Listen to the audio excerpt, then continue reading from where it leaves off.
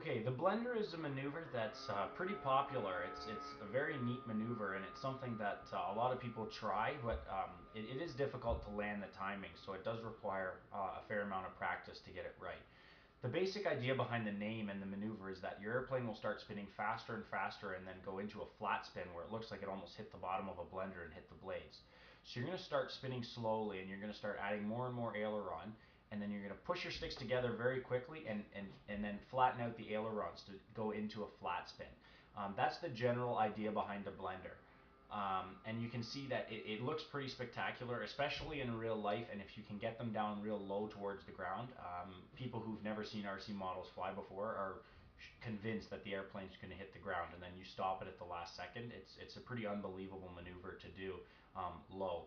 So you can see the airplane spinning faster and faster. Push the sticks together and flatten out the spin.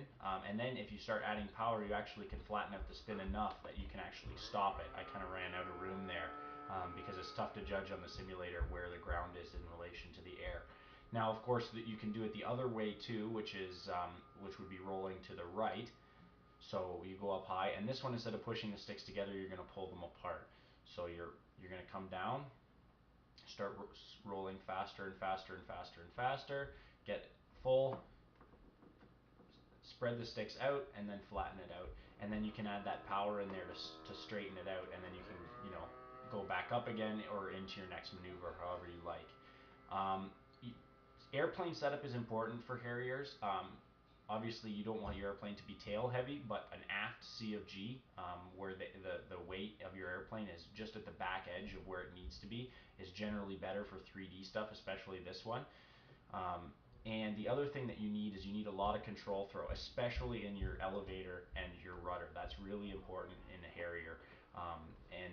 Without enough um, throw, like if I put it on low rates here, you'll see what happens when you do a blender is that the airplane never really flattens out. It just kind of spins towards the ground, and you put it together, and you flatten it out, and it just kind of keeps spinning towards the ground. It's not really a pronounced change in anything that the airplane does. So you need nice high rates on all three surfaces, especially, but mainly the back two.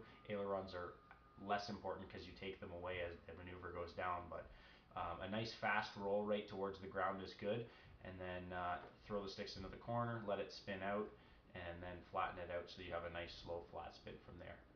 And one final point on the blender is that you really, really have to make sure that your airplane is up for this. Planes like Kiki Yaks, Aeroworks, Extreme Flights, stuff like that, they're built to be able to do this kind of stuff.